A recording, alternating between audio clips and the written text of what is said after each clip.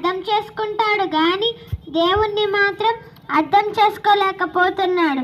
ఎన్ని చేసినా ఎంత ఇచ్చినా మనిషి దేవుణ్ణి అర్థం చేసుకోవడానికి బదులు అపార్థం చేసుకుంటున్నాడు. మనుషులు ఎక్కువగా గుట్కాలు, మత్తు పదార్థాలు, మత్తు పానీయాలు తిని తాగేవారిని మనం చూసినప్పుడు ఎందుకంటే వీటిని తిని ఆరోగ్యం పాడు చేసుకుంటున్నారు అని అడిగితే, బ్రదర్, దేవుడు సృష్టిలో అన్నీ పెట్టాడు కదా, తాగితే తప్పేముంది అంటాడు. అంటే వీడు దేవునికే కౌంటర్ వేస్తున్నాడు. మరి దేవుడు వేసే కౌంటర్ కూడా ఉంది, దాంతో వాడిక లేవడు.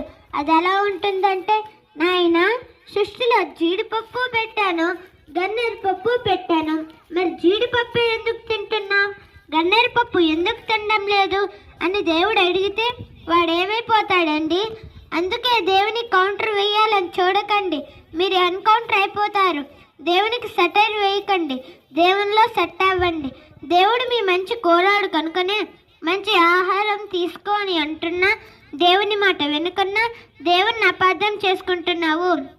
దేవుడు మనల్ని ప్రేమించి ఈ ప్రకృతినిచ్చి మనల్ని తన కోసం బతకమంటే దేవుణ్ణి మరిచి మనుషుల కోసం బతుకుతూ సృష్టికర్తకు బదులుగా సృష్టిని పూజిస్తూ దేవునికి దూరం అవుతున్నారు.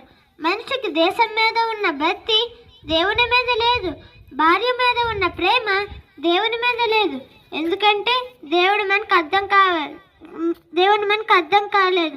మరి దేవుడు మనకు అర్థం కావాలంటే మనం ఏం చేయాలో తెలుసా? కీర్తనలు 1వ అధ్యాయం 2వ వచనం చదువుకుందాం. కీర్తనలు 1వ అధ్యాయం 2వ వచనం చదువుకుందాం. యెహోవా ధర్మశాస్త్రం నందు ఆనందించుచు దివారాత్రము దాన్ని ధ్యానించువాడు ధన్యుడు అన్నాడు. అంటే దేవుని వాక్యాన్ని ఆనందంతో చదవాలి. చాలామంది బైబిల్ని అర్థం చేసుకోలేకపోతున్నారు. బైబిల్ చదువుతుంటే నిద్ర వస్తుంది అంటున్నారు. ఎందుకంటే లోకంలో ఉన్న చెత్తంతా మైండ్లో పెట్టుకొని బైబిల్ చదివితే బైబిల్ అర్థం కాదు. మంచి మనసు బైబిల్ దగ్గరకు వచ్చినట్లయితే దేవుడు మనకు అర్థమవుతాడు. దేవుడు అర్థమైతే మంచి మనసుగా తీర్చిదిద్దబడతాం. కాబట్టి బైబిల్ని సరైన రీతిలో చదివి సరైన వాక్యాన్ని దేవుణ్ణి అర్థం చేసుకొని మీ జీవితాన్ని సరి చేసుకోవాలని కోరుకుంటున్నాను. అందరికీ వందనం.